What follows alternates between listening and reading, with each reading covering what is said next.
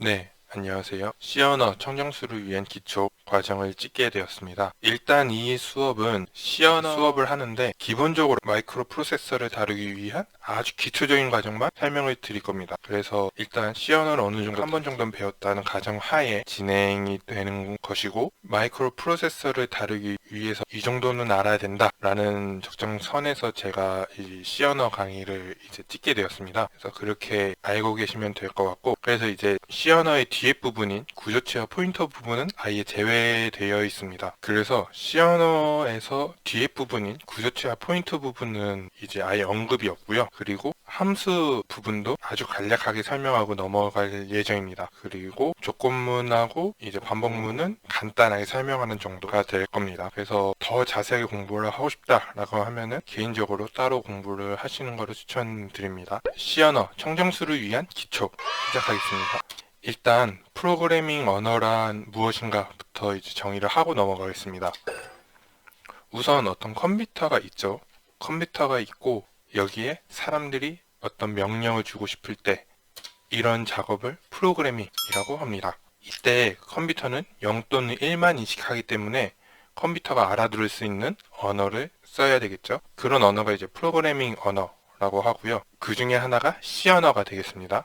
그래서 컴퓨터는 01, 10, 10, 01 뭐 이런 식의 이진법 숫자를 알아듣게 됩니다. 이러한 것을 기계어라고 하고요. 근데 프로그래밍을 하려면은 너무 어렵겠죠. 사람이 이 0101 숫자 패턴을 다 이해를 하고 0101 입력을 해줘야 되니까 너무 노가다가 됩니다.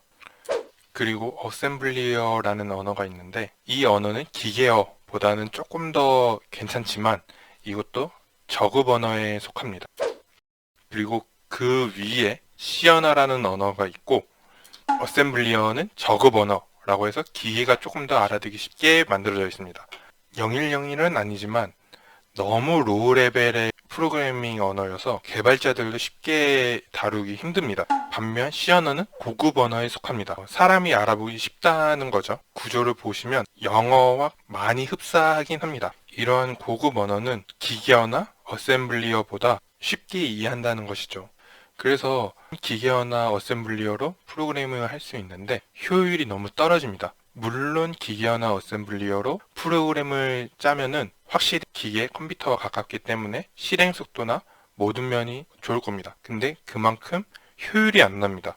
여기서 말하는 효율이란 개발자가 프로그램을 구현하는 효율을 뜻하는데, 기계어나 어셈블리어를 수정을 하거나 코드를 구현하려면 엄청 많은 시간이 투자돼야 된다는 거죠. 예를 들어서 기계어에서 010101로 구성되어 있는 프로그램인데 01 숫자 한 번만이라도 잘못 오류가 나면은 이 오류를 찾아내기 엄청 힘들다는 거죠. 반면 이런 고급 언어의 장점은 저급 언어보다는 조금 더 실행 속도는 느릴 수 있지만 사람들이 개발하기에는 훨씬 빠르다라는 장점이 있습니다.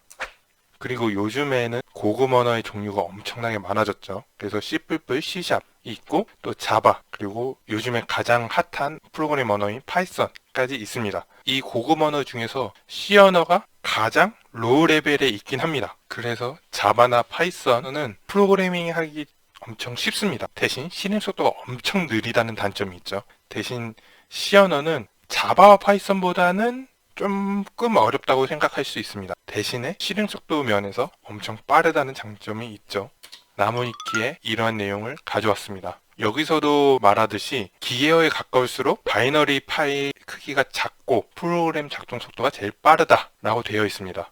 그래서 C 언어가 고급 언어 중에서는 가장 실행 속도가 빠르다라고 생각하셔도 무방합니다. 그러면 여기서 실행 속도가 가장 빠른 프로그램 언어가 어셈블리어 기계어가 있는데, 밑에 써져 있듯이 요즘 대부분 프로그램들이 저급 언어로 사용하기에는 너무 개발자의 생산성이 너무 떨어진다는 것이죠. 그래서 가장 로우 레벨에 가까우면서 고급 언어인 C 언어를 아직까지도 많이 사용하고 있습니다. 그래서 이런 고급 언어 중에서 실행 속도가 가장 빠르다는 이유로 로봇이나 자율주행 자동차, 인공지능 스피커, 이런 IoT 기계 등등에서 C 언어가 아주 많이 사용되고 있습니다. 그래서 실시간 연산 처리가 중요한 개발에서는 아직도 C 언어가 중요하긴 하다. 그 이유는 프로그램 동작 속도가 가장 빠르니까입니다. 예를 들어서 자율주행 자동차를 프로그래밍 했습니다. 그래서 자동으로 도로를 달리는 프로그램을 구현을 했는데, 만약에 이때 장애물을 피하라 프로그래밍으로 명령을 줬는데 프로그램 동작 속도가 느리다고 하면은 장애물을 제때 피하지 못하겠죠. 이때 큰 사고가 나니까 이럴 때는 실시간 연산 처리가 더 중요하겠죠. 그래서 이럴 때는 다른 언어로 짜는 것보다 차라리 C 언어로 짜는 게 속도 면에서는 강점이 있다라고 많이들 얘기를 합니다. 그리고 많이 사용하시는 애플의 아이폰이 있죠. 이 아이폰의 어플 개발이 C 언어 기반입니다. 오브젝트 C라는 C 언어 기반으로 어플을 제작을 합니다. 그래서 이제 여담으로 말씀을 드리면, 옛날 몇 년 전 기준으로 스마트폰에는 안드로이드 폰이 있고 아이폰의 계열이 있죠. 여기서 가장 큰 차이가 프로그램 언어 차이 있습니다. 안드로이드 폰은 자바라는 언어를 기반으로 하고 아이폰은 오브젝트 C라는 C 언어 기반으로 이제 동작을 하게 됩니다. 근데 아까 말씀드렸다시피 C 언어가 프로그래밍 속도는 제일 빠르고 자바는 객체 지향 언어라고 해서 아무래도 비슷한 기능을 구현하더라도 실행 속도가 좀 느리다는 단점이 있죠. 그래서 초창기에는 아이폰이 뭐 터치도 더 잘 인식이 되고 어플도 빨리 켜지고 카메라 찍는 것도 속도가 제일 빠르고 연산 처리가 제일 빠르다, 제일 깔끔하다 라고 얘기를 했는데, 그 이유 중에 하나가 C 언어도 포함되어 있다는 거를, 그리고 안드로이드 폰은 상대적으로 터치도 느리고 카메라 켜는 속도도 느리고 이랬었습니다. 그 이유 중에 뭐 여러 가지 이유가 있었겠지만 그 이유 중에 프로그래밍 언어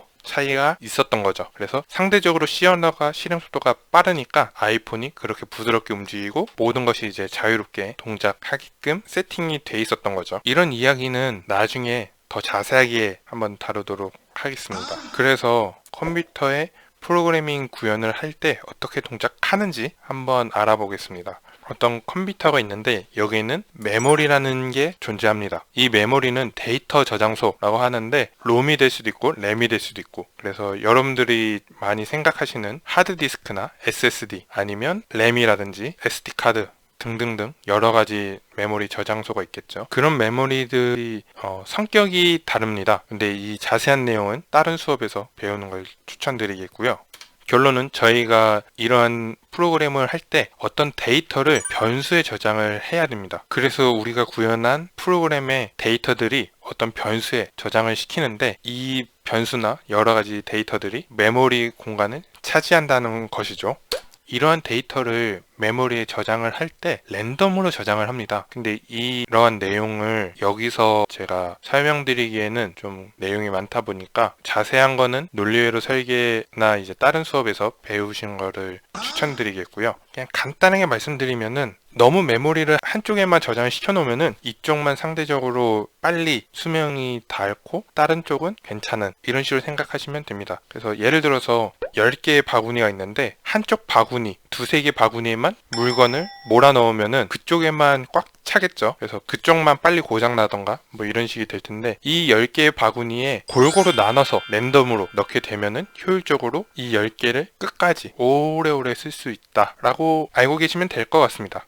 그래서 변수는 왜 필요한가에 대해서 한번 얘기를 해보겠습니다. 변수라는 것은 변하는 숫자입니다. 그래서 예를 들어서 제 나이는 30살입니다 라는 문장을 프로그래밍 하고 싶다 라고 할 때, 지금 그냥 제 나이는 30살입니다 라고 문장을 입력을 하면은 이상이 없습니다. 근데 예를 들어서 올해 30이지 1년 지나면은 숫자가 바뀌지 않습니까? 이럴 때는 또 내년에 가서 또 프로그램을 다시 해줘야 됩니다. 이럴 때 너무 비효율적이니까 이렇게 숫자가 변할 수 있는 부분을 이제 변수로 지정을 해서 순간순간 프로그램에서 원할 때 바뀔 수 있도록 이제 하는 저장 공간이라고 생각을 하시면 됩니다. 또 다른 예로는 올해는 2020년입니다 라는 문장에서 2020이라는 숫자는 언제든 바뀔 수 있는 거죠. 뭐 내년이 되면은 다시 2021년이 되고 그 다음에 22년, 23년 쭉쭉쭉쭉 갈 수 있으니까 이런 부분을 변수에 지정을 해놓으면은 조금 더 원활하게 프로그래밍을 할 수 있다라고 알고 계시면 되겠습니다. 더 나아가서 여기서 앞에 올해라는 단어가 있는데 이것은 문자열이라고 하고, 이것도 하나의 변수처럼 지정을 해서 올해가 아니라 작년 아니면 내년이라고 이제 문자를 바꿔줄 수도 있습니다. 근데 이제 이 수업에서는 문자열에 대한 자세한 내용을 다루지 않도록 하겠습니다. 자세한 거는 따로 공부하시길 바라겠습니다. 네, C 언어의 가장 기본적인 비주얼 스튜디오라는 컴파일러를 제가 지금 열었고요. 버전은 마이크로소프트에 있는 비주얼 스튜디오 2019 버전을 쓰고 있고요. 커뮤니티 버전은 무료이기 때문에 여러분들도 무료로 설치하실 수 있을 겁니다. 비주얼 스튜디오는 윈도우 PC 안에서 프로그램을 짤 때 이제 필요한 많이 사용하는 컴파일러라고 생각을 하시면 됩니다. 근데 저희가 사용하는 거는 마이크로 프로세서에 직접 프로그램을 넣고 싶은 거죠. 컴파일해서 넣고 싶은 겁니다. 그때는 이런 비주얼 스튜디오가 아니라 마이크로 프로세서에 맞는 컴파일러를 사용을 합니다. 그것은 이제 크로스 컴파일러라고 또 하는데 그거는 다음에 얘기를 하겠습니다. 그리고 프로그램을 시연을 보시면은 여기서 샵 include stdio.h 라는 헤더 파일을 선언을 해줍니다. 이거에 대해서 나중에 간단하게 설명을 드리겠고요. 그 다음에 void main 어떤 함수를 제가 선언을 했습니다. 여기서 이제 void를 앞에 쓴 거는 출력이 없다라고 하는 거고 main은 이제 함수 이름입니다. 그래서 이제 C 언어에서는 기본적으로 이 main 함수가 하나 꼭 필요합니다. 그래서 C 언어는 프로그램이 시작을 할 때 꼭 이 main 함수를 한번 실행하는 걸로 시작을 하기 때문에 무조건 main 함수를 꼭 하나 작성해 주시면 되고요. 만약에 이 함수에 어떤 입력값이 있다라고 하면은 이 괄호 안에다가 어떤 입력값을 입력을 해주시면 되고요. 출력값이 있다 하면 이 void 대신에 출력값에 맞는 어떤 그 자료형을 써주시면 되는데 나중에 또 설명을 드리겠습니다. 여기서 가장 간단하게 변수를 선언하는 방법은 int a입니다. 하고 무조건 C 언어에서는 명령이 끝난 한 줄이 끝난 다음에 세미콜론을 찍어줘야 됩니다. 이 세미콜론의 의미가 이 한 문장이 끝났다라는 의미이기 때문입니다. 그래서 이렇게 int a, int a라고 입력을 하면은 어떤 a라는 변수를 입력하게 된 것이죠. 이름이 a인 변수를 선언했습니다. 근데 여기에 저희가 어떤 숫자를 넣고 싶죠. 그래서 이렇게 int a라고 하는 걸로 변수를 선언했다 라고 하고 여기에 a에다가 어떤 값을 넣고 싶을 때는 int a는 10 예를 들어서 저희가 10이라는 숫자를 넣고 싶다면은 int a는 10이라고 입력을 해주시면은 a라는 변수에 10이 들어가게 됩니다. 근데 이제 이렇게 프로그램을 아마 실행을 하면은 프로그램이 실행되고 이런 이제 도스창이 뜨는데 다른 이야기가 없습니다. 이 밑에 있는 내용은 뭐 그냥 프로그램이 실행됐다가 종료되었습니다 라고 하는데 아무런 값이 뜨지가 않죠. 그래서 저희가 이 값을 확인하기 위해서 아주 간단한 함수 하나를 사용해 볼 겁니다. print f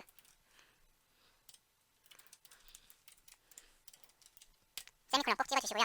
여기서 F5를 눌러서 실행하게 되면은 여기 10이라는 숫자가 떴습니다. 여기서 printf라는 함수는 어떤 데이터를 출력해달라, 프린트해달라, 인쇄해달라 라는 뜻입니다. 여기서 제가 어떤 중괄호 안에다가 %d라고 이제 변환 명세를 써줬는데 이것도 추후에 제가 말씀을 드리겠고요. 여기 이제 변수 a라고 쓰니까 이 변수 a에 해당하는 숫자 10이라는 숫자가 이 콘솔에 뜨게 됩니다. 그래서 여기 보시면 10이라는 숫자가 떴죠. 그리고 이 밑에는 그냥 프로그램이 종료됐다 라는 안내 문구입니다. 그래서 여기서 이제 우리가 변수 a라는 걸 선언을 했고 여기 10이 저장됐구나 라고 생각을 하시면 되겠습니다. 이걸 간단하게 그림으로 보시면 어떤 데이터 메모리가 있는데 이거를 그냥 이런 메모리 바 형태로 제가 표현을 해봤습니다.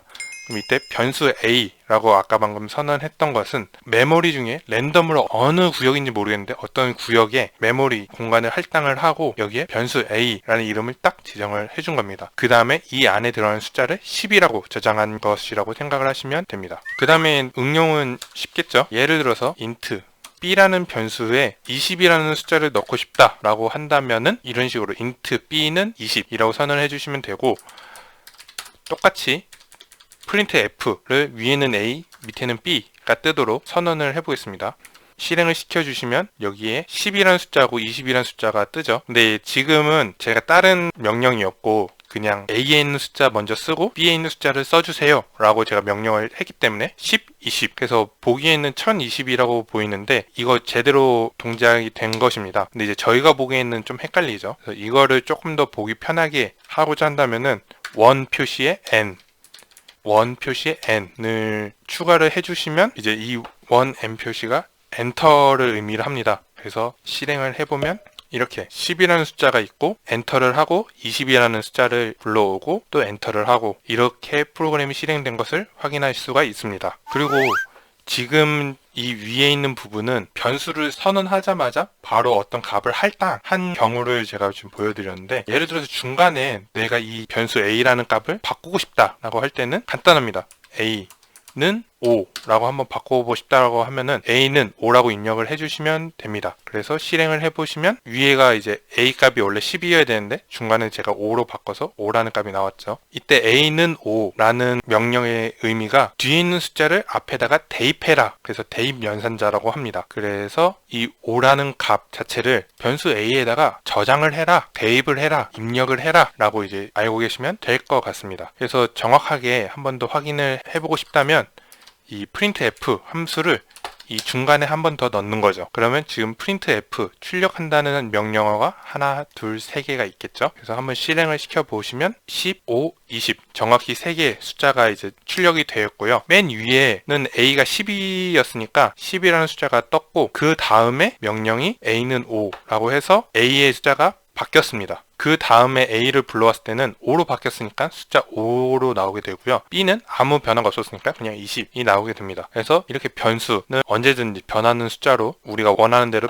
숫자를 바꿔줄 수 있다라고 생각하시면 되겠습니다. 이렇게 보시다시피 C 언어는 위에서부터 아래로 명령어를 순차적으로 진행한다고 해서 순차적 언어라고 얘기를 합니다. 여기서 전혀 이제 순서가 거꾸로 된 게 하나도 없죠. 예를 들어서 여기서 5라고 했는데 이 밑에서 10이라는 숫자가 나왔으면 역행을 했다라고 할 수 있는데, C 언어는 전혀 그런 게 없고 위에서부터 아래로 순차적으로 진행을 한다라고 알고 계시면 됩니다. 이 순차적 언어의 반대말이 이제 객체지향 언어라고 하는데, 객체지향 언어는 객체를 지향한다. 그러니까 지금 이 프로그램 자체가 주체라고 한다면은 다른 객체들을 지향한다는 건데, 이거는 패스. 간단하게 숫자가 바뀌는 것을 한번 보았고요. 그 다음에 int c라는 변수 하나 선언을 해보겠습니다. 이 c라는 변수는 처음에 이제 아무것도 선언을 안 해주고 이 c라는 변수에 a에 있는 숫자와 b에 있는 숫자를 더하는 명령어를 넣어줄 겁니다. 이것도 어렵진 않은데, c는 a 더하기 b 세미콜론을 해주시면 a와 b를 더한 것을 c에다 저장한다 라는 뜻입니다. 그래서 보시다시피 대입 연산자가 있죠. 이 오른쪽에 있는 값을 c라는 변수에 저장을 한다 라는 뜻입니다. 근데 이 오른쪽에 있는 값이 a 더하기 b, 여기서 이제 연산이 적용이 되는 것입니다. 그래서 10 더하기 20 입력을 해서 c라는 변수에다가 새롭게 저장이 돼서 이제 c에는 30이라는 숫자가 저장이 되겠죠. 이런 사칙 연산도 충분히 가능하다. 그래서 이제 c라는 값도 추가를 해서 보시면 바로 연산이 됐죠. 그래서 10, 20, 30 데이터가 차례대로 보이는 것을 볼 수가 있습니다. 그래서 여기서 보시면 c라는 변수에 따로 숫자 데이터를 넣어주진 않았죠. 하지만 이러한 연산, a 더하기 b 이러한 연산을 넣어줬더니 그거를 컴퓨터가 잘 계산을 해줘서 30이라는 숫자를 잘 만들어줬다 라고 생각을 하시면 될 것 같습니다. 그래서 이러한 데이터 메모리가 있을 때 b를 선언했을 때는 또 이 a란 변수와 다르게 다른 공간, 랜덤이라고 말씀드렸습니다. 랜덤으로 다른 공간에 저장 공간을, 메모리 공간을 차지를 하고 변수 b라고 이름을 지어주고 거기 안에 있는 값을 20이라고 명령을 해줬습니다. 그래서 방금 예제처럼 변수 c라는 걸 선언을 했는데 여기서 30이라는 숫자가 들어간 이유가 c는 a 플러스 b 세미콜론, 이 명령어에서 a라는 숫자를 가져오고 b라는 숫자를 가져와서 더한 값, 변수 c에다가 저장을 했다라고 이제 이해를 하시면 되겠습니다. 그래서 이런 식으로 프로그래밍 할 때 메모리가 이런 식으로 동작을 하는구나 라고 알고 계시면 좋을 것 같습니다. 그런데 이런 메모리에는 용량의 한계가 있겠죠. 여러분들 뭐 컴퓨터라든지 뭐 핸드폰에서도 저장 용량 있습니다. 그래서 뭐 예전에는 뭐 16기가 밖에 안 되는데 요즘엔 64기가, 128기가, 뭐 256기가, 뭐 1테라까지 용량이 뭐 무수하게 많죠. 물론 이렇게 1테라 정도의 엄청 큰 용량이면은 메모리를 뭐 마음껏 써도 상관이 없겠지만, 그렇다고 무턱대고 변수의 크기를 너무 크게 잡아버리면은 용량이 부족한 상태가 일어날 수 있습니다. 왜냐면은 여러분들은 뭐 컴퓨터나 핸드폰으로 노래 파일도 다운받아야 되고 사진 파일도 다운받아야 되고 동영상 파일도 용량이 큰데 이러한 프로그램 변수까지 커버리면은 당연히 문제가 많이 일어나겠죠. 그래서 이 변수의 크기를 정해 주어야 되는데, 이렇게 뭐 두 가지 통이 있다고, 이렇게 두 가지 통이 있다고 가정을 해봅시다. 첫 번째 공간에 10101010 총 30줄 되는 이진수 숫자 101010이 반복되는 30개의 숫자가 있다고 가정을 해봅시다. 이것을 그냥 간단하게 이진수라고 생각을 하시면 되고, 이 조그만 통에는 이 30개의 숫자를 다 넣으려고 했더니 초과를 해버렸습니다. 그리고 반대로 큰 메모리 공간에서 큰 통에는 1010을 똑같이 30개를 썼는데 메모리 공간이 널널해가지고 이 숫자가 다 들어가겠죠. 그래서 이렇게 너무 작은 공간에 큰 숫자를 넣으면 넘쳐 흐르게 되어 있습니다. 그래서 이 숫자가 너무 넘쳐 흐른다 라는 것을 오버플로우라고 이제 말합니다. 오버플로우가 이제 물이 범람한다 라고 얘기를 하는데, 여기서도 똑같습니다. 어떤 숫자 데이터를 메모리 공간에 저장하려고 봤더니 숫자가 넘쳐 흐르는 현상을 오버플로우라고 하고요. 반면에 큰 메모리 공간을 지정을 했으면은 숫자가 넘쳐 흐르지 않고 그 숫자 온전히 다 들어가게 되겠죠. 이럴 때 가장 이상적인 메모리를 사용했다고 생각할 수 있습니다. 그런데 이 메모리 공간을 너무 크게 잡아버리면 또 문제가 된다고 했죠. 그래서 여기서 적정한 메모리 크기를 찾는 것이 개발자의 몫입니다. 이렇게 메모리 크기를 결정해 주는 게 자료형이라고 하는데, 적당한 자료형을 찾아서 해야 됩니다. 그래서 방금까지 int a는 10이라고 이제 변수 선언을 했는데, 여기서 int라는 게 어떤 자료형을 말하는 겁니다. int라고 선언을 자료형을 말하는 거고, 이 int와 마찬가지로 가장 많이 사용하는 캐릭터, char, 보통 그냥 원래 단어인 캐릭터라고 많이 말을 하는데, 캐릭터라는 자료형이 있습니다. 일단 이 두 가지에 대해서 int 자료형은 4바이트 메모리 공간을 사용을 합니다. 그리고 캐릭터 자료형은 1바이트만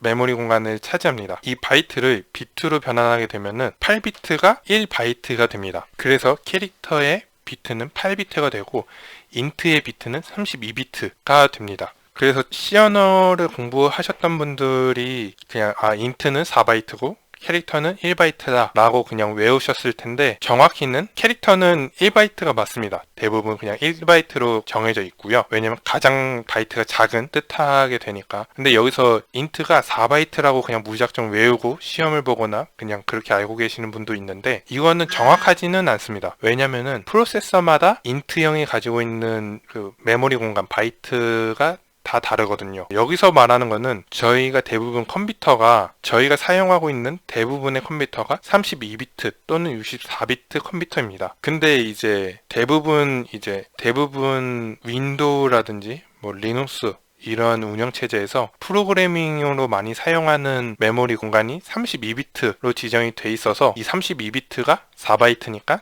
가장 기본적인 4바이트로 고정이 된 겁니다. 그렇게 알고 계셔야 되고, 저희가 이제 마이크로 프로세서에서 사용할 MSP430 프로세서는 16비트 프로세서입니다. 그래서 16비트가 2바이트죠. 그래서 이 프로세서에서는 int형을 선언하시면 2바이트가 됩니다. 그래서 결론은 int형은 4바이트다 라고 외우진 않았으면 좋겠습니다. 조금 더 자세하게 설명을 드리면 8비트가 뭐냐라고 이제 많이 생각하실 텐데, 결론은 8비트는 8개의 이진수라고 생각을 하시면 됩니다. 그래서 8개의 메모리 공간이 있고, 여기에 이진수라고 했죠. 0 또는 1만으로 구성되어 있는 숫자들입니다. 그래서 제가 지금 8개의 숫자가 들어갈 공간을 제가 만들어 놨고, 여기에 0이 8개 들어갈 수도 있고 1이 8개 들어갈 수도 있고 010101 번갈아 가면서 들어갈 수도 있는 것이죠. 근데 저희가 양수와 음수, 이진수에서 나눠야 되는데, 이진수에서 음수를 나타내는 방법이 2의 보수라고 하죠. 2의 보수를 계산하는 방법을 생략하도록 하겠고요. 가장 앞에 있는 비트, 양수와 음수를 결정하는 부분입니다. 그래서 0이면 플러스, 1이면 마이너스라고 이제 부호를 결정하는 부분이고, 이 나머지 7개의 숫자가 이제 숫자 부분에 해당됩니다. 그래서 가장 큰 숫자가 1이 7개인 이진수이죠. 이것을 10진수로 바꾸면 127이라는 숫자가 되고요. 음수를 제가 그냥 설명을 안 드렸는데, 가장 낮은 숫자를 이제 2의 보수로 계산을 해보면은 마이너스 128에서 127까지의 숫자를 표현할 수가 있습니다. 그 다음에 비주얼 스튜디오 기준으로 int가 4바이트라고 하고 이게 32비트라고 했는데 32개의 이진수가 있다는 것입니다. 근데 제가 보기 편하게 8개씩 끊어서 총 4개로 표현을 해봤는데 이것도 똑같이 0이 32개, 1이 32개, 아니면 01010이 하여튼 32개의 숫자가 들어간다는 의미입니다. 그래서 32비트, 64비트, 요즘에는 대부분 컴퓨터가 64비트 컴퓨터라고 하죠. 64비트는 이 32비트짜리 숫자가 하나 더 있는 겁니다. 그래서 총 0101 들어가 있는 숫자가 총 64개라는 거죠. 그래서 차이점이 뭐냐라고 하면은 숫자가 64개 있으면은 더 많은 숫자를 표현할 수가 있겠죠. 그래서 조금 더 좋은 컴퓨터다. 저희가 사용하는 프로세서는 아까 말씀드린 것과 같이 16비트라고 했습니다. 16비트는 이 32비트의 절반인 0 또는 1이 16개가 들어가는 구조입니다. 지금 예제로 드리고 있는 32비트보다는 숫자 표현이 더 작겠죠. 그렇게 알고 계시면 됩니다. 그래서 프로세서마다 다 기준이 다르다. 똑같이 맨 앞에 있는 비트는 양수 또는 음수를 결정하는 부분이고 나머지 31개가 숫자 부분에 해당합니다. 그래서 이 숫자 부분은 이 31개의 숫자에 모두 1이 들어간 숫자를 계산해보면은 이 숫자는 20억이 넘는 숫자가 됩니다. 굉장히 많은 숫자를 표현할 수가 있죠. 그래서 이렇게 넓은 마이너스 20 몇 억에서 플러스 20 몇 억의 숫자를 표현할 수 있는 아주 큰 자료형이라고 생각하시면 됩니다. 그래서 내가 변수를 선언을 할 때 작은 숫자만 사용할 거라고 하면 캐릭터형을 사용하시면 되고 아주 큰 숫자가 필요해 라고 하면은 인트 자료형을 사용하시면 됩니다. 이 외에도 다른 자료형이 많은데 가장 대표적인 것만 설명을 드리겠습니다. 그리고 그냥 간단하게 플롯 자료형이 있는데 이것도 똑같이 4바이트입니다. 근데 이제 이 플롯이 다른 자료형과 조금 다른 점이 이 플롯은 소수점을 표현하기 위해 만들어진 자료형입니다. 그래서 저희가 수학에서 실수라고 그러죠. 정수 1, 2, 3, 4, 마이너스 1, 마이너스 2 뿐만 아니라 3.14, 2.1 어쩌고, 1.2, 0.99 등등 소수를 표현하기 위해서 사용하는 게 플롯형이다. 이해를 하시면 되겠습니다.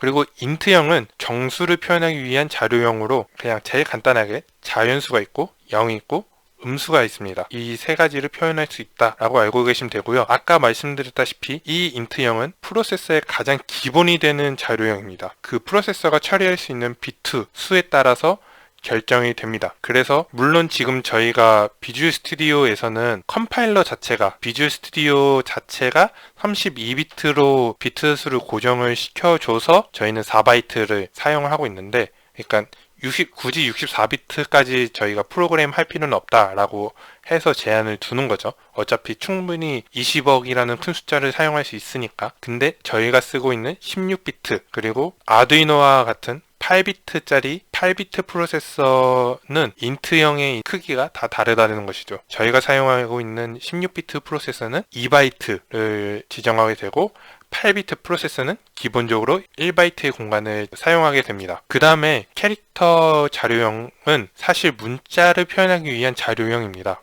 그래서 영문자와 숫자를 매칭한 데이터들인데 여기서 이제 숫자라고 하면은 이상하죠. 숫자에다가 또 숫자를 매칭을 하네 라고 생각하실 수 있지만 문자에서 보는 숫자가 따로 있습니다. 매칭한다고 생각하시면 되고 이런 영문자와 숫자를 매칭해 놓은 것을 아스키 코드라고 합니다. 그래서 간단하게 아스키 코드를 찾아보겠습니다. 이것이 아스키 코드입니다. 그래서 0부터 아까 127까지 있는 숫자가 있다고 했죠. 그래서 이 숫자마다 각각의 영문자나 숫자 또는 특수기호를 매칭을 시켜놨습니다. 그래서 여기 보시면 65라는 값은 대문자 A에다가 매칭이 되어 있고요. 97자는 소문자 A 매칭이 되어 있습니다. 다른 걸 볼까요? 느낌표는 33 이런 숫자가 매칭되어 있는 거죠. 그래서 예를 들어서 캐릭터 자료형에다가 33이라고 입력을 하고 문자로 저희가 출력을 하게 되면은 이 느낌표라는 단어가 나오는 거죠. 다른 걸 또 보면은 80번을 저장을 하면은 P 스펠링이 나오게 된다는 것이고 여기 보시면 숫자도 있는 걸 보실 수가 있습니다. 그래서 아까 전에 printf를 사용을 할 때 %d 라는 변환 명세를 사용을 했는데 그것은 정수형을 표현하기 위한 변환 명세입니다. 변수에 있는 데이터를 어떤 형태로 보여줄까 규정하는 변환 명세입니다. 그래서 아까 %d는 인트형을 가져오기 위한 %d입니다. %d는 10진수를 나타낼 때 사용을 하고요. 문자를 나타낼 때는 %c를 사용하게 되면은 아까 말씀드린 것과 같이 문자에 매칭된 영어 단어가 영어 문자가 나오게 됩니다. 그래서 예를 들어서 다시 아스키 코드를 보면서 숫자를 살짝 수정해 보겠습니다. 75라는 값이 대문자 K죠. A에다가 75를 입력을 하고 소문자 O는 111이죠. 그래서 여기서 그냥 111, R이 114라는 숫자에 매칭되어 있습니다. 그래서 그냥 여기 C에다가 114라고 입력을 해놓고 아까 연산했던 건 지우도록 하겠습니다. 그 다음에 여기서 %d로 실행을 하게 되면은 여기서 이제 숫자가 75, 111, 114 입력한 대로 나오는데 여기서 이 변환 명세를 캐릭터형, 데시멀이 아니라 캐릭터로 바꿔주시게 되면은 대문자 K, O, R 이라는 문자로 변환돼서 나옵니다. 그래서 여기서 캐릭터형을 안 쓰고 인트형으로 썼는데 왜 그런가요? 라고 했는데 사실 이 자료형은 아까 말씀드린 것과 같이 정수, 문자, 소수 이런 식으로 나누는데도 나누는 거라고 이제 외우셨겠지만 사실 그냥 숫자를 담는 자료형 크기가 가장 중요한 역할을 합니다. 물론 플롯형은 살짝 조금 소수로 계산해야 되기 때문에 조금 더 이제 철칙이 있지만 그래서 예를 들어서 여기 있는 숫자를 아까 아스키 코드 127보다 큰 숫자를 하게 되면 오류가 나던가 다른 문자, 모르는 문자다 라고 표시가 될 겁니다. 아니면 모르는 문자다. 그래서 그냥 물음표가 나왔네요. 프로세서마다 다른데 이 지금 비주얼 스튜디오라는 컴파일러는 굉장히 좋은 컴파일러이기 때문에 디버그, 오류를 잘 잡아주는 거죠. 그래서 그냥 물음표로 처리가 됐는데 대부분 저희가 사용하는 마이크로 프로세서나 다른 보드에서는 이것을 그냥 오버플로우를 시켜서 다른 문자로 이제 나올 수 있다는 거죠. 그냥 아예 결과값이 이렇게 물음표처럼 안 뜨면 좋겠는데 아예 다른 문자로 인식을 해버리는 경우에 심각한 문제가 생기겠죠. 그래서 이런 거를 잘 알아둬야 된다. 문제는 없다 라고 알고 계시면 될 것 같습니다. 여태까지는 변수를 사용하는 방법에 대해서 공부를 했습니다. 근데 저장 공간이 따로따로 떨어져 있어야 좋다고 해도 어떤 데이터들은 연관성이 많은 데이터들은 같이 모여 있으면 좋잖아요. 그럴 때 사용하는 방법이 배열을 사용하는 것입니다. 그래서 연관성 있는 변수 5개를 사용하고 싶다면은 이런 배열을 사용하는 거죠. 그래서 A 대괄호 열고 5 숫자 5 대괄호 닫고 라고 선언을 해주시면 변수 5개를 한 번에 선언한다는 배열을 사용한다는 것이고 그렇게 선언하게 되면 A는 0부터 4까지 선언이 되게 됩니다. 이때 0에서부터 시작을 해서 5게임으로 0, 1, 2, 3, 4까지 되는 것이죠. 그래서 시언어뿐만이 아니라 대부분 컴파일러들은 0에서부터 숫자가 시작되게 됩니다. 유일하게 하나 다른 언어가 이제 매틀랩이죠. 매틀랩 같은 경우에는 1부터 시작을 하는데 매틀랩 수업은 아니니까 넘어가도록 하겠고요. 그래서 보시다시피 5개 숫자를 제가 90, 80, 100, 20, 99 라는 숫자를 일단 예를 들어서 넣었는데 비유를 하자면 그런 겁니다. 중간고사 시험을 보고 학생들의 성적을 프로그래밍해서 넣고 싶은데 예를 들어서 변수 하나하나씩 지정을 하면은 변수 이름도 따로 해야 되고 나중에 관리하기도 힘들어지고 이렇게 되니까 아예 하나의 배열을 만들고 그 안에다 숫자를 모아놓자 라는 개념에서 나옵니다. 이렇게 되면은 메모리 공간도 같은 근접한 저장 공간에 이제 저장을 하는 장점도 있고 변수 이름, 그러니까 배열 이름을 한 번만 선언하면 된다 라는 장점이 있습니다. 그래서 중간고사 성적 젤다, 링크, 마리오, 커비, 피카츄 이런 식으로 5명의 성적이 있을 때 이때 성적을 하나하나의 변수로 만드는 것이 아니라 하나의 배열로 만들어 놓고 거기에 맞게 숫자를 데이터를 넣어주면 된다는 것이죠. 그래서 배열의 예를 한번 들어보겠습니다. int라고 일단 자료형은 가장 기본적인 int를 쓰겠습니다. 그리고 변수 이름은 a라고 쓰셔도 되는데 아까 성적이라고 했으니까 grade라는 이름으로 조금 이쁘게 변수 이름을 만들어 봤습니다. 여기서 저희는 5개를 선언하기 때문에 대괄호 안에 5라는 숫자를 넣어주게 되면 이러한 변수를 5개로 int 자료형을 갖는 변수 5개를 배열로 만들어 달라 라는 뜻입니다. 그리고 여기서 숫자를 5개를 입력을 해야 되는데 그냥 입력하면은 인식을 못합니다. 그래서 중괄호를 한번 쳐주게 되고요. 여기에 차례대로 숫자를 넣어 보겠습니다. 90, 처음에 90이라는 숫자를 넣고 컴마를 찍습니다.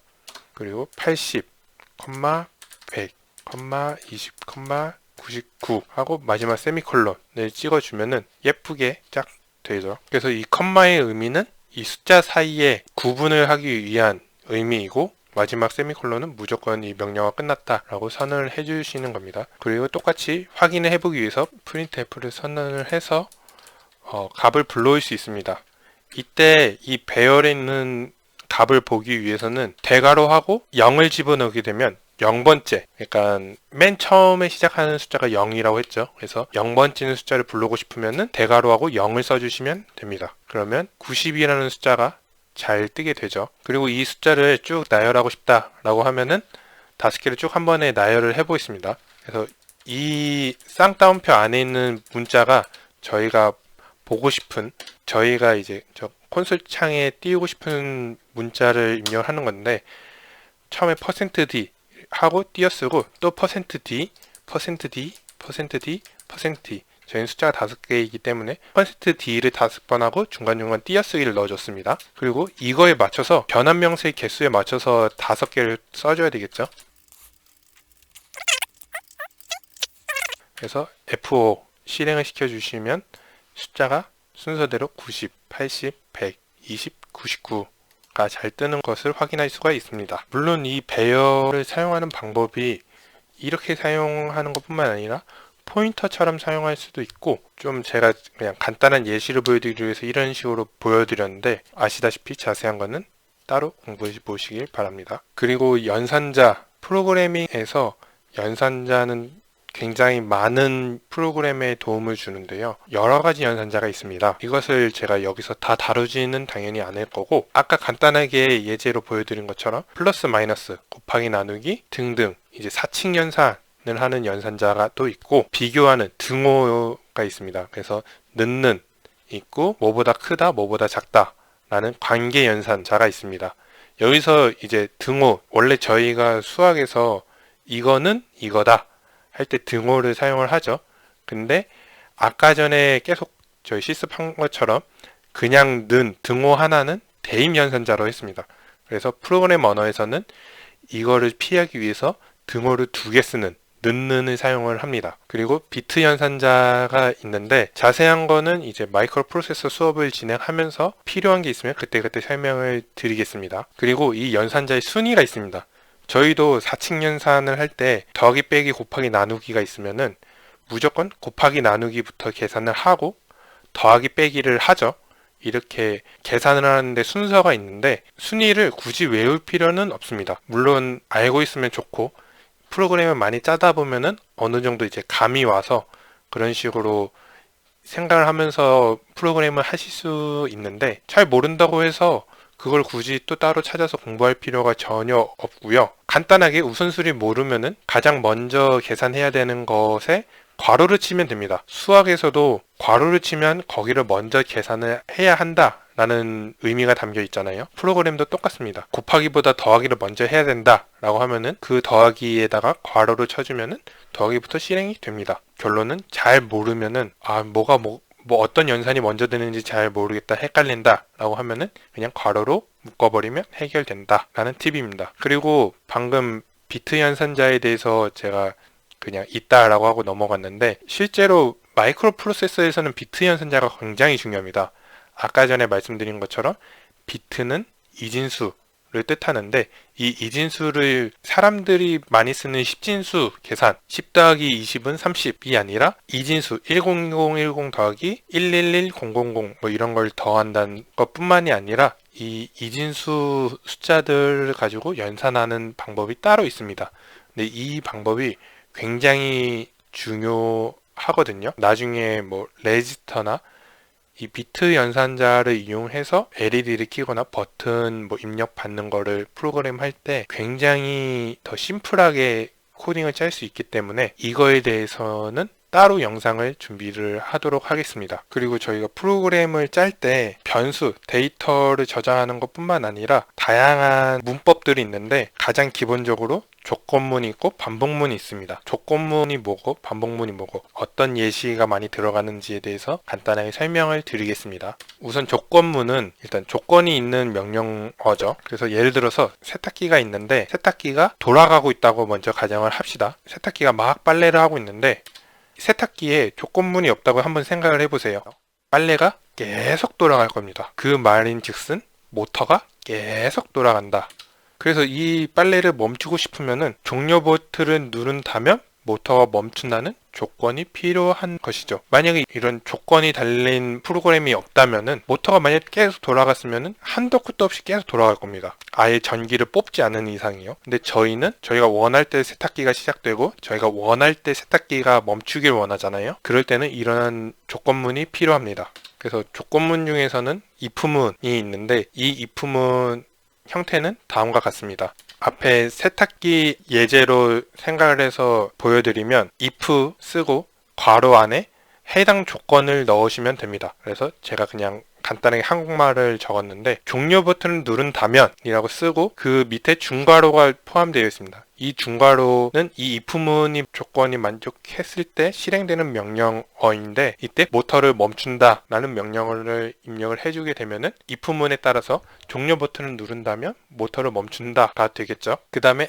else문이 있습니다. 이 else문은 위에 있는 이 if문 조건에 해당하지 않는다면 이 밑에 else문으로 들어가서 else문 안에 있는 명령을 실행하게 되는데요. 이때 else문에 모터가 계속 돌아간다 라고 한다면은 예를 들어서 그거죠. 종료 버튼을 누른다면 조건이니까 종료 버튼을 누르지 않는다면 이 else문에 들어가서 모터가 계속 돌아간다를 실행하게 됩니다. 이게 하나의 간단한 조건문이라고 생각을 하시면 되겠습니다.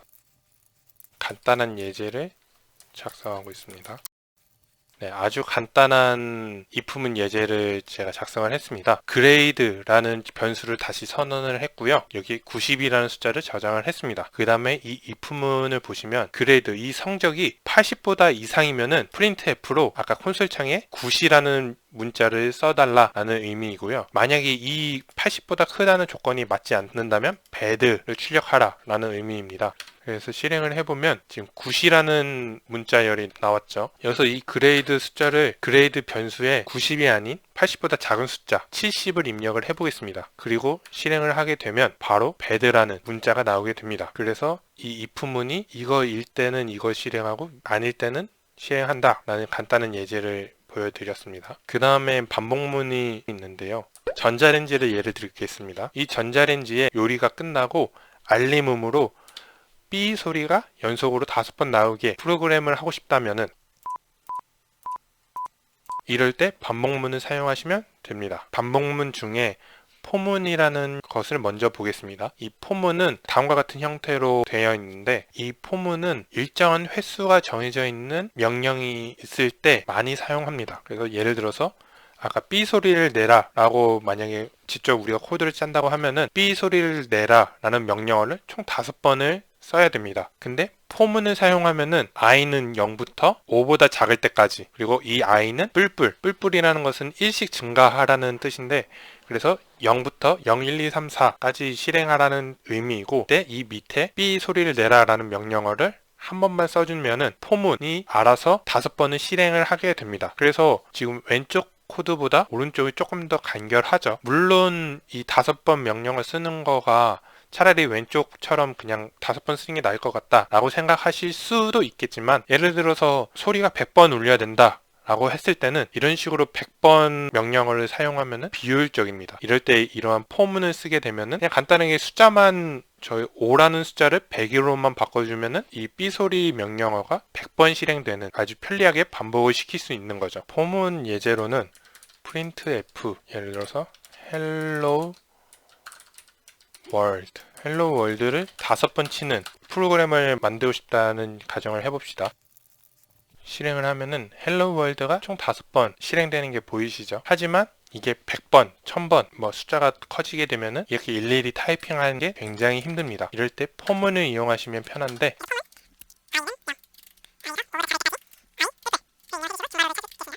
때 i라는 변수를 만들고 이 변수가 0에서부터 5가 되기 전까지 i 뿔뿔 1씩 증가를 시킨다 라는 뜻입니다. 그래서 이 앞에 부분을 초기문이라고 하고 여기를 조건문이라고 하고 여기는 증감, 이렇게 printf를 사용하게 되면은 실행했을 때 똑같이 hello world 5개가 입력되게 됩니다. 만약에 여기서 똑같이 hello world를 100번을 사용하고 싶다 라고 하면은 여기 5라는 숫자에 100이라고 수정을 해주고 실행을 하게 되면은 hello world가 총 100개가 선언이 되게 됩니다.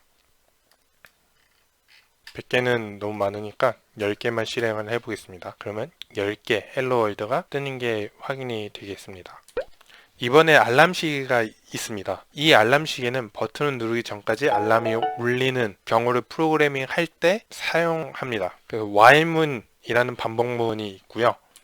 이 while문은 아까 for문도 반복문이고 while문도 반복문인데 for문은 아까와 같이 5번, 100번 횟수가 정해져 있는 반복을 할 때 포문이 좋고요. while문은 어떠한 조건이 만족될 때만 실행되는 반복문을 짤 때는 이 while문을 사용하시면 됩니다. 그래서 while이라고 하고 여기에 조건을 넣어주시면 되는데 아까 저희 조건을 다시 보시면은 버튼을 누르기 전까지 알람이 울리는 것이니까 만약에 버튼 누르지 않았다면 조건이죠. 버튼을 누르지 않았다면 알람을 계속 울려라 라고 명령을 해주면 됩니다. 그래서 계속 버튼을 누르지 않았다면은 이 알람이 울리는 명령어가 계속 실행될 것입니다. 근데 버튼 눌렀다면 그렇다면 이제 이 조건문이 틀렸다는 게 되죠. 이때 이 반복문이 끝나게 됩니다. 이 while문에 있어서 한 가지 더 알아두면 좋을 점이 있는데 마이크로 프로세서에서는 while 1을 이용해서 무한 루프를 무조건 하나 만들어야 됩니다. 지금까지 프로그램을 실행을 하면은 출력이 한번 되고 이 밑에 프로그램이 종료되었습니다 라고 경고가 뜹니다. 그렇다면 저희가 짠 프로그램이 한 번만 딱 실행되고 끝납니다. 근데 저희가 사용하는 마이크로 프로세서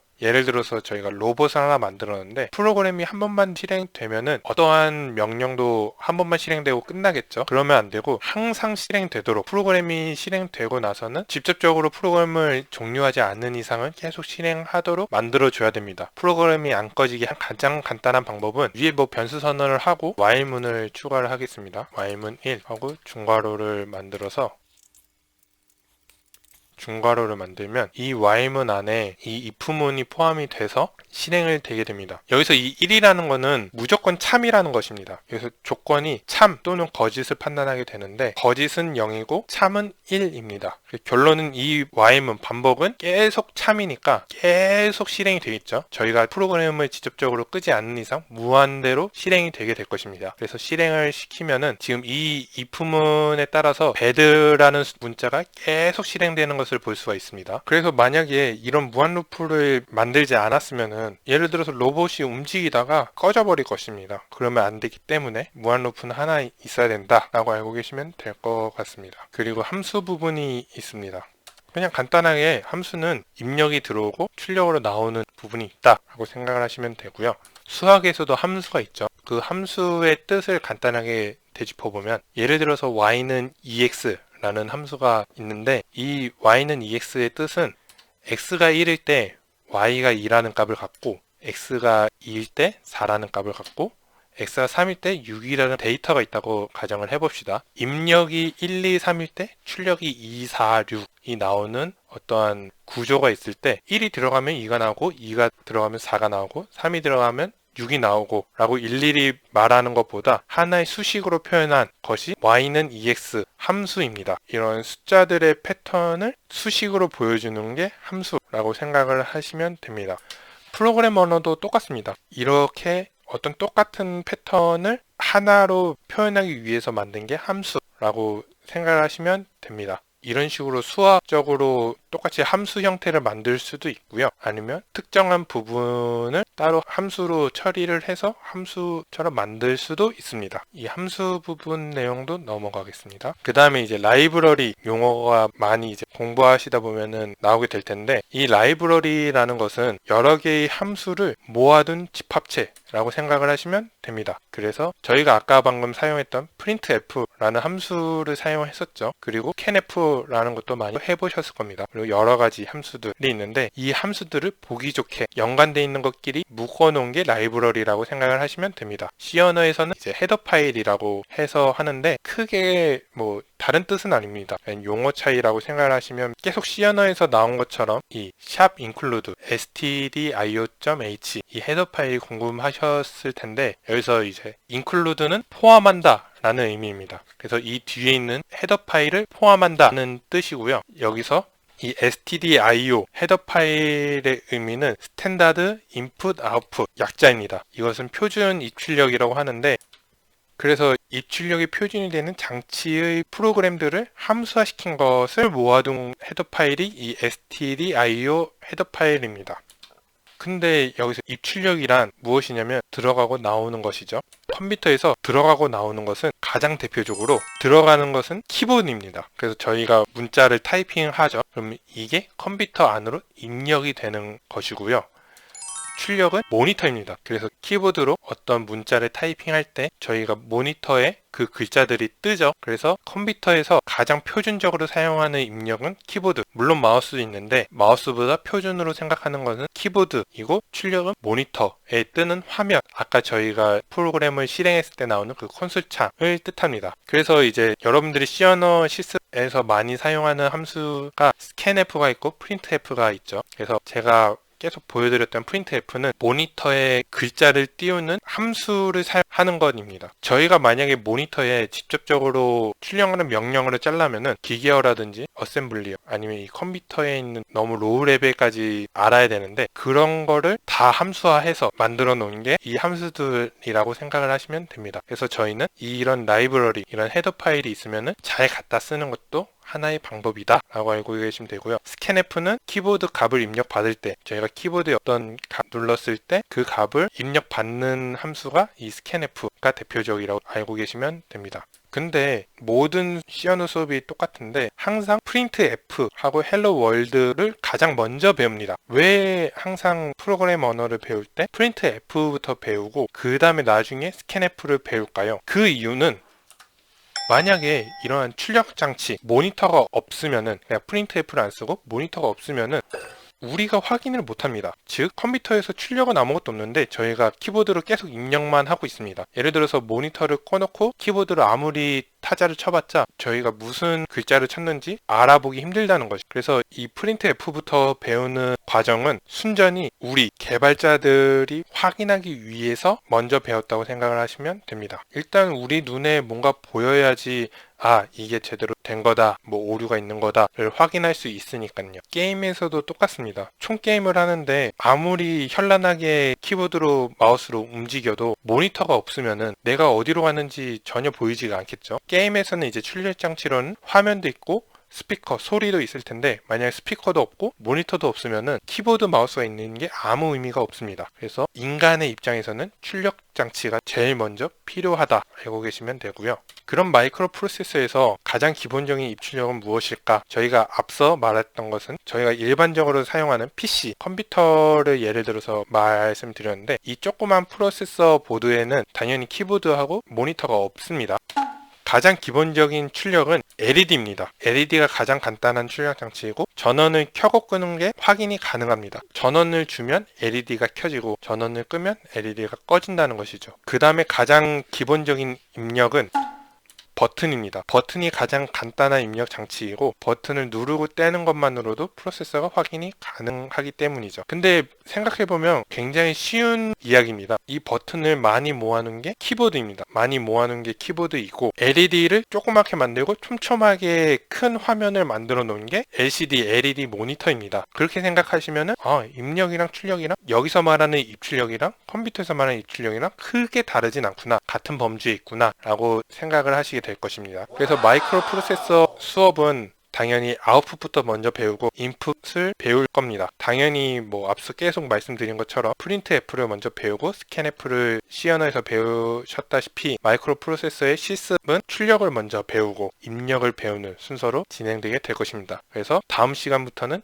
LED를 켜는 실습을 할 거고 그 다음에는 버튼을 누르는 실습을 하게 될 거고요. 그 다음에는 출력으로 모터를 먼저 움직여 보고 이 모터가 잘 돌아간다 라고 하면은 센서를 이용해서 입력을 받는 입력 장치를 배우는, 그래서 계속 LED 버튼, 모터, 센서 이런 식으로 아웃풋을 먼저 배우고 인풋을 배우는 순서로 진행되겠습니다. 네, 여기까지 C 언어 청정수를 위한 기초에 대해서 설명을 쭉 드렸습니다. 후반으로 갈수록 많이 설명이 빠졌는데 당연히 이 C 언어라는 강의가 대학에서도 한 학기 동안 배우는 과목으로 지정이 되어 있기 때문에 이 C 언어를 한 영상에서 모조리 다 끝낸다는 건 매우 어려운 일입니다. 그런 거는 당연히 그런 것은 알고 계시겠죠. 그래서 C 언어를 까먹으신 분들은 한번 상기하는 목적에서 이렇게 영상을 준비했고, C 언어를 너무 모르거나 처음 접하신 분들은 그냥 C 언어가 이런 식으로 되구나 라고 아주 기초적인